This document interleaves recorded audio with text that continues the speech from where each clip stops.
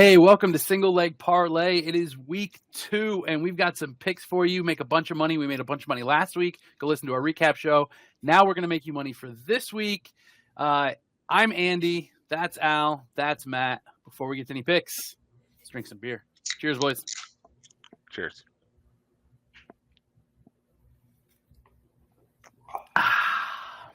Ooh, fancy. All right. So, just like last week, we're going to start off with our top matchups for week 2. What is the game you are the most looking forward to? And Al, we'll let you kick it off. What is the game you're looking forward to this week? Yeah, I'm really interested in the Boise State Oregon game. Like, I know there's a handful of games that are probably more exciting to pick from here, even from just like a aesthetic perspective. But Boise State Oregon, I think it's a 10 p.m. kickoff on the East Coast.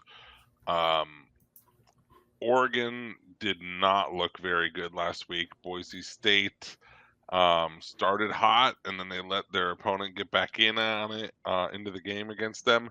They have possibly a first-round running back caliber talent in their backfield, Ashton John T. He went for 6 touchdowns last week, so there's a lot of potential for this game to get sideways, to get out of hand, to run the points up. It could be a very fun one to watch as a nightcap. Yeah, I think it's really interesting coming off how Oregon performed last week. If you look at the stats, Dylan Gabriel looked like he had an amazing game. I think he threw for like almost 500 yards, but very few points, and they really had to fight it out at the end. Kind of the same thing with Boise State, right? We look at the stats of Ashton Jounty, and he had an amazing game, but they had to hold on. I think it was Georgia State or Georgia Southern. I can't remember off the top of my head, but it's kind of a styles makes fights kind of idea, right? Because we talked about previous episodes about Maddox Madsen being the quarterback over Malachi Nelson. He looked like he managed the game really well for Boise State, and they're going to kind of lean on the run. And will they have enough?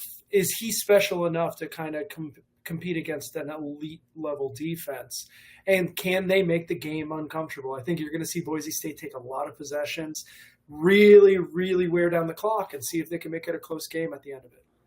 And 10 o'clock's a perfect chase for the gambler in you. Like, exactly. Oh, you can sit. That's a good game. Andy and I were live betting friggin' New Mexico, Arizona last week, and we were having a great time. We didn't have anything this delicious. Yeah. I think also for as big as the spread is in this game, which I think it's at like 19 right now, Boise State has playoff hopes this year with a 12-team playoff. So this is a resume builder, whether they win or, even if they lose, to look like they can hang might go a long way with the polls. Nice. Matt, what game do you have that you're looking forward to this week? Yeah, this is a boring answer considering everyone's going to say it, but I'm really interested in Colorado, Nebraska. We saw Colorado offense operate pretty high the other day against a good North Dakota State that kind of like matched up. If you look at all the power rankings, they're pretty damn similar teams. And Colorado, while they didn't cover the spread, they probably should have covered the spread. There were a couple plays down at the end where, as a North Dakota State bettor, you were like, "Ooh!" You wipe your brow and you're happy you got through it. But Shedeur Sanders is great, right? We can make fun of Dion on this show like we do, and his inability to just be like a normal dude in coaching scenarios. And but he's got a great. His son's got an extreme level of talent, especially operating that offense. He didn't get sacked that much, which is a huge step in the right direction. And if you give them time, they have an elite level offense. Now, Nebraska's got a very good defense. They've always had a really good defense, but Dylan Raiola's here. And the other day, he looked pretty freaking good, right? As a freshman starting in his first game. Now, granted, UTEP is not up to the standard that you are going to see in the Big Ten, but I didn't really see a ton of dumb mistakes where this could be a future like pro versus pro when we start watching the NFL and be like, oh, you remember when they played each other a couple years ago in college? That was really cool. It could set up for a fun storyline in the future. Yeah. Colorado beat Nebraska last year. This is the return leg of that game. there's a lot of juicy matchups here. I think Nebraska is an 8-point favorite. I'm sure the dumb money is going to be flooding in Colorado here because of the ESPN-ification of the Colorado Buffaloes. But I think there's going to be a lot of interesting storylines, a really good game here. Nice. Yeah, it's going to be that's a fun one. That was another one that I had my eye on. I think last week I said start betting on Dylan Raiola every week. And then I come out here and I can't put my money where my mouth is because it just seems like it's going to be like a last possession wins kind of thing. And we're talking a spread that's over a possession. So it might be a live spot for them. But yeah, I'm just hoping we get as good a game as it looks like it's going to be on paper.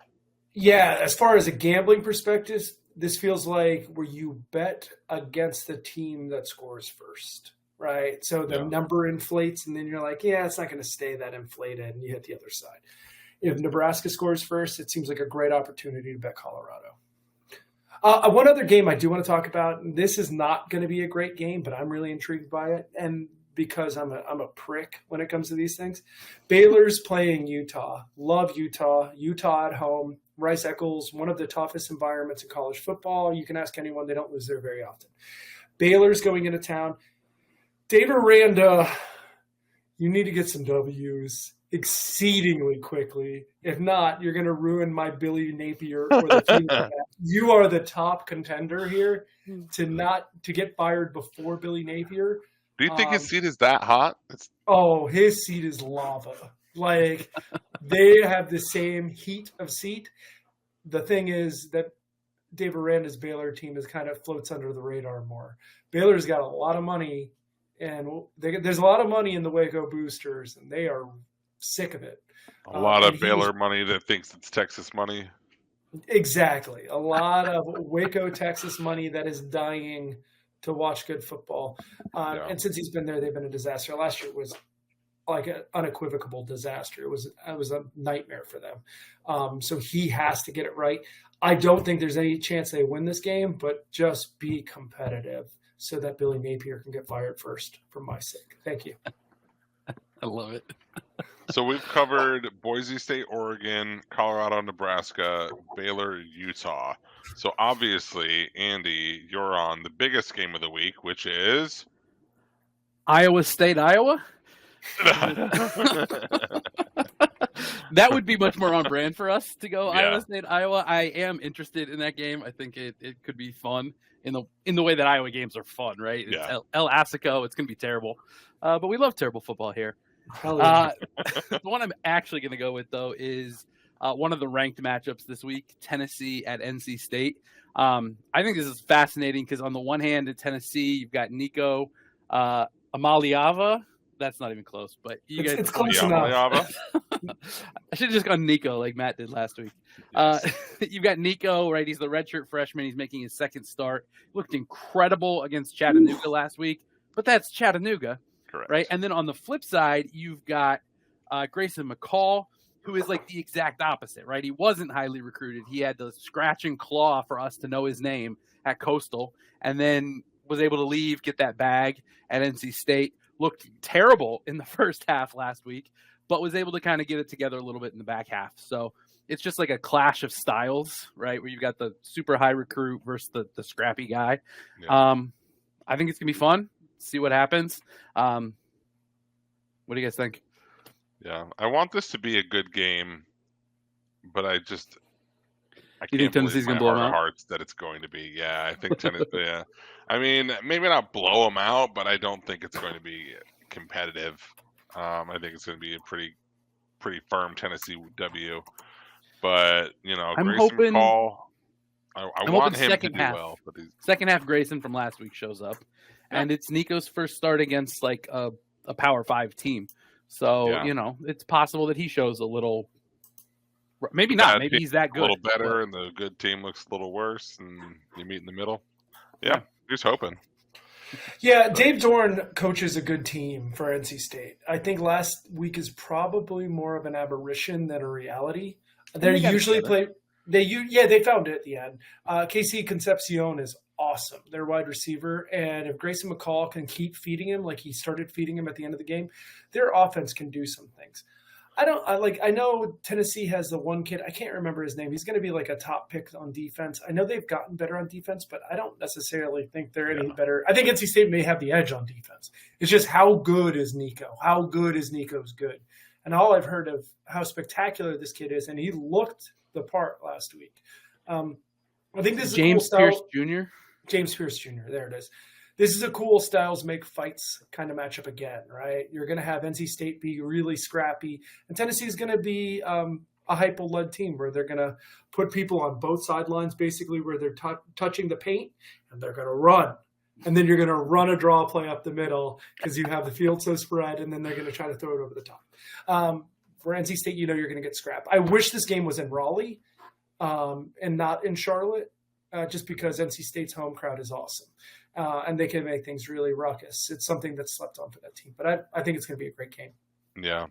There's you may have noticed there's a conspicuous exception to our game of the week list. None of us picked the Michigan-Texas matchup, but we'll just assume if Danny were here, he'd say that he's going to bet on Texas, and that's the game he'll be watching.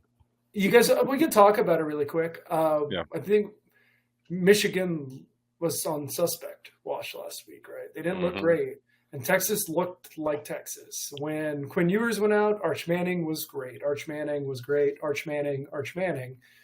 SEO out there, Arch Manning. Who are his uncles? Peyton Manning, Eli Manning, and his grandfather is Archie Manning. Yeah. Archibald Manning Sr., Esquire. It does sound like a good Southern lawyer. Honey, call Archibald. He's wearing a white pinstripe suit. Where were you? I want to see Michigan's defense. I think is better than Texas's defense. So I mean, that's the side of the ball amongst both teams that I think stands out, right? Like, that's the sore thumb matchup to me that I think Michigan's defense is going to really be the difference maker. So I don't know. I'm curious to see the impact. Texas lost their two starting running backs in fall camp before they got to the season, and they're both excellent. Baxter is excellent. So they're leaning on Blue, I think is his last name, who's a good running back, but you would love to have one of those elite guys, especially going against a defense like this, where you're going to need to get cheap yards every once in a while, because Michigan ain't going to give you anything like easy. But Michigan's offense, I have no friggin' idea. Like, I don't know who's playing quarterback. Is Alex Orji playing? What are we doing here? It'd be curious to see how Sharon Moore reacts in the situation. Yeah. I am kind of doing my usual week 2 thing, which everybody calls week 2 overreaction week, and I'm trying to go against that, right? Texas wins 60-something to nothing. Michigan struggles to beat Fresno State. So I'm going to take Michigan with the points and hope that it's an overreaction that, Texas has a lot more continuity than Michigan does. So it makes sense that it would take Michigan a half to get things moving correctly, right? New quarterback, new coach, which is totally opposite for Texas. So, plus it's in the big house. It is in the big house, actually, in the big house this time. Andy, I have a question for you. When you see the number is plus 7.5, does that make you happy, or do you feel like it's a trap? So I don't know. I don't like saying this because it makes me sound pretentious, but I don't really believe in trap lines. It makes me happy. I was on the fence at 7, and then it went to 7.5, and I couldn't bet it fast enough. I love hooks. Yeah. It's kind of like a signal, more than a trap. It's more like signal, right? Like a book, like the book almost wants you to say, "Oh, I'm getting more than a touchdown with this team that's ranked in the top 5 or 10." Like, oh, that's the play, and it's like, really. It's not going to matter. It gets me really excited to lay them weirdly. Like at 7, I'm like, it's probably a good bet. At 7.5, I'm like, someone here is much smarter than I am, and they're trying to get people at that plus 7.5. I just didn't know if you saw it that way, or you could believe Michigan's better at 7 or 7.5, right? That's totally different. But if I'm on the fence, I'm like, I feel like most people see that plus 7.5 and they get excited. Where I'm like, Yeah, that's I me. probably should lay them here. Like it feels like the book is trying to make some money. I mean, being a Uneven numbers. contrarian is the way to go when you gamble, for sure. So, that's definitely a good thought process. All right, next segment, our best bets of the week. These went 4-1 last week. Now, we don't have Chris and Danny here, so you're only going to be getting 3 picks instead of 5. But these were incredible last week. So, Al, what do you got for your best bet of week 2? Yeah, I'm taking New Mexico State plus 22.5 at home. Come on, that's a tough. It's tough to top that. They're hosting Liberty, so Liberty should win. But you're giving me more than 3 touchdowns at home, making a team travel west. A team that looked surprisingly good last week, surprisingly capable. Yeah, it feels very locky to me. I like that play. I think I'm going to jump in with you. Yeah, I think low-key, if you subscribe to our newsletter, I don't think I'm the only one that's on that play this week. Yes, and last week I did this, and I'll do this going forward. Anytime we have a pick that more than one of us is on the same pick, I'll put that on TikTok. So this may end up on TikTok. You may hear about this 3 or 4 times. All right, Matt, what is your best bet of week 2? Yeah, I like Mississippi State plus 6.5. Mississippi State looked better than I expected under first-year coach Jeff Lebby last week. They did play Eastern Kentucky, so take that with a grain of salt.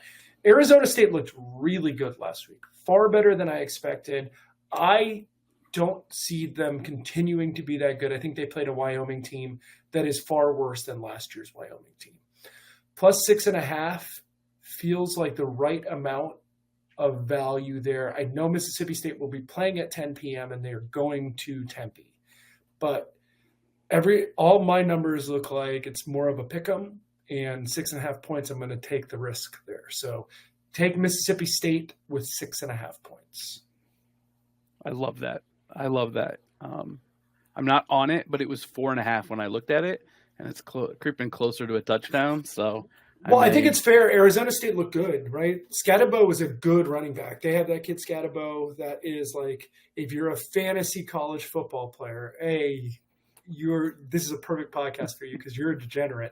And B, he's super talented, right? Like this kid scores. He gets a lot of opportunities and he's going to score a lot. But see this game being pretty damn close. It's going to be a great one to partner on the split screen with Oregon on one side. In this game, you can pour yourself a whiskey and see how weird your live bets get. Oh, it sounds so nice. Absolutely. Yeah, this is kind of like the same thing you were just saying with Andy about Texas, Michigan being on the wrong side of a key number. But it kind of gives you confidence that that's the right side to be on, No, it feels good. I liked it regardless of the number. I liked it at 4.5. I'd love it at 6.5, right? Just because it's at 6.5 is just happenstance, right? And it plays into the way I like to bet, the contrarian number. Nice. And don't get me wrong, anyone listening, I get hooked all the time. But it just makes me feel real good going into it because I'm like, I know someone knows something that I don't. That's great. Andy, what's your best bet of the week? Speaking of the contrarian play, you guys know that I'm allergic to laying large numbers, but I came into this season and I said I'm leaving value on the table, not playing these large favorites sometimes. And so last week I played 3 numbers that were laying 3 touchdowns or more, and I went 2-1 in those games. And one of those wins was Alabama. And you know what, guys? It feels really good to lay a big number with a really, really fucking good team. So I'm going back to that well. I'm laying 31 with Alabama. They've got South Florida coming to town. South Florida is not very good. Bama minus 31. That could be a sneaky, fun game where you're going to be sweaty in the first half, but I see Alabama pulling away because Bynum is the quarterback at USF. He's not bad. He's not bad. This team is definitely taking a step back from last year when they were 8-4, and they made Alabama. I think Alabama won by like 3 in Tampa. But Kalen DeBoer is here. Kalen DeBoer is here, and he showed last week he doesn't need to throw the ball a lot in order to be effective in that offense. What was Nora? 7 for 9? 7 for 9 for 203 tutties. Yeah, I think Bama might be like a sneaky good spread play this year. Feels like everyone is expecting them to drop off, but they're still loaded with the best 5 stars in the country and a coach that just made it to the Natty. It's like, I'm not really sure why people are expecting them to drop off so heavily. I mean, are they going to be able to contend with Georgia? Maybe, maybe not, probably not. But like, they play a lot of teams that aren't Georgia. Like South Florida. Like South Florida. It's interesting to say Alabama is going to be a sneaky good spread team. Oh, how the times have changed. We miss you, Nick. I mean, is it crazy to say that? I mean, No, I'm just saying it's ironic. No one said that in the last 15 years since Nick Saban's been there. Nick Saban is Nick Saban. You know what you're going to get with Alabama. You don't know what you're going to get with Kalen DeBoer, but looked pretty fucking good the first go-round. Yeah. All right. We didn't do this last week, but I think it'd be fun to add another segment here. Some potential money line plays. Now, as a general rule, we are anti-parlay. We highly recommend that you put these into a money line round robin instead of a parlay. The difference being a parlay, you have to hit all the legs. Otherwise, you get nothing. A round robin, as long as you hit a couple of legs, you'll get some money back. If you do hit them all, you'll win big. Not quite as big as if you parlayed, but you're also minimizing the risk. So we've got a couple of tasty little money lines here for you on dogs. Matt, you want to go first and give us your money line dogs here? Yeah, so I want everyone to know that I love our armed services because what I'm going to say is going to contradict each other, okay? I really like Army here. I know Army, I think FAU is a 3.5-point favorite. Army can make this game really uncomfortable for FAU. They're going to play at a slower pace. They're going to be well-disciplined. They looked good last week as well. So take Army against FAU at plus 150 is what I see. There may be better numbers out there. Equally, San Jose State is hosting Air Force, I believe. Or maybe it's the other way around. Let me see. San Jose State is at Air Force this week. Yeah. Air Force has always, over the last few years, has been a really good team to bet with, right? They've been the best of the military units, really, really solid. This ain't that same team. San Jose State has a really good team. I'm going to take San Jose State here at plus 200.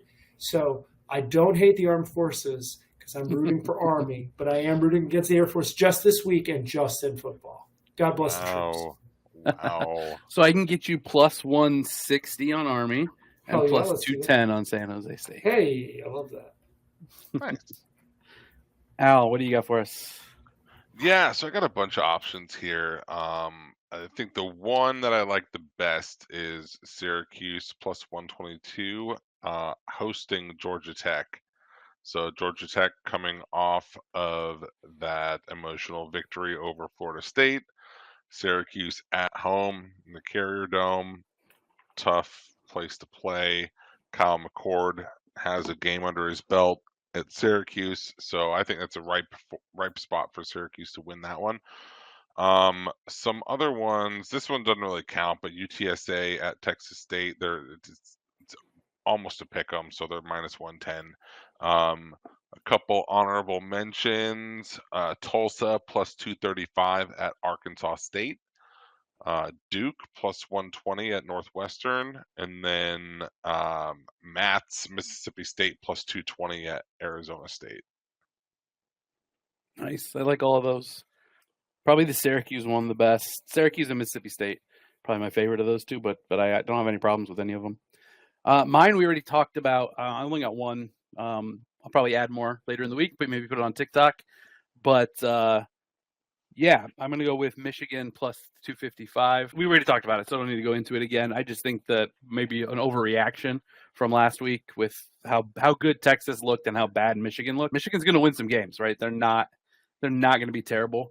Maybe they don't win this one, but at plus 255, I think there's value there. All right, well, Matt had to run. From Al and I, those are our best picks of the week. If you haven't already, go to singleleagueparlay.com, sign up for our newsletter, follow us on TikTok, and have a great week 2, boys. Cheers. Cheers.